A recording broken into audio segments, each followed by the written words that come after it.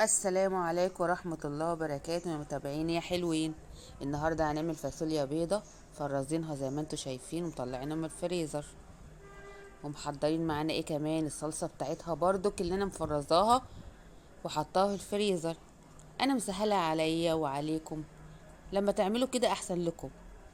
ودي البصلة بتاعت الفاصوليا البيضة اللي احنا ايه هنعملها. الفراخ بقى انا سلقاها يعني عشان اوفر الوقت، سلقاها زي ما كل مرة ايه بوريكم ازاي. ودي الحلة اللي على النار حاطين فيها سمنة عشان نحط فيها ايه البصلة بتاعت الفاصوليا. سخنت معانا، نعمل ايه؟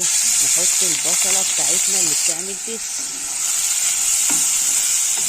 نقلب بقى البصلة دي لحد ما ايه تصفر شوية. ما ينفعش نحطها ولسه بيضة، بتصفر معانا اهو. نضيف ايه معانا؟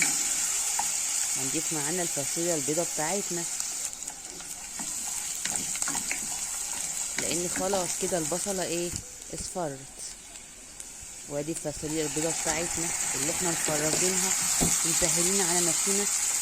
يا دوبك ناخد علبة من دي وعلبة من دي ونعمل ايه طبخة سريعة ما توقفناش في المطبخ في الحر اللي احنا فيه ده. نقلب بقى مع البصلة تقليبة حلوة ونحط الصلصة بتاعتنا الجميلة. بص اللون، بص السمك بتاعها، مش هتاخد معانا حاجة على النار يعني هتتسبك في ثواني، مش صيصة كده وخفيفة. نقلب بقى عشان نعمل ايه نحط التوابل بتاعتنا. توابلنا ايه بقى الفاصوليا البيضة؟ مش كتير، هو ملح وفلفل وبهارات لحم، 3 بس، مش محتاجين اكتر من كده.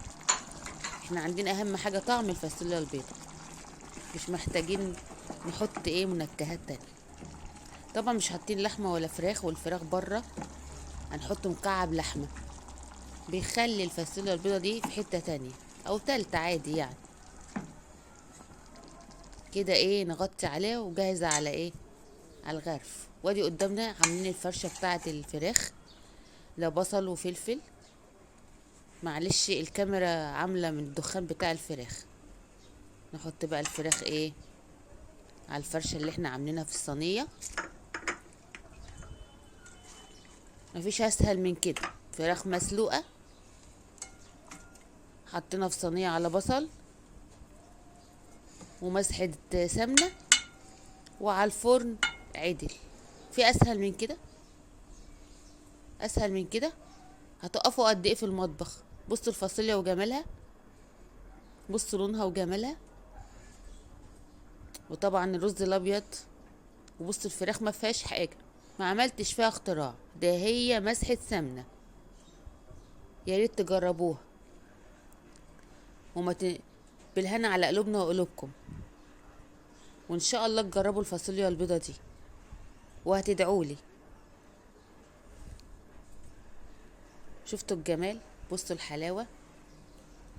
وما تنسوش ترنوا الجرس او تفعلوه عادي اي حاجه. سلام عليكم.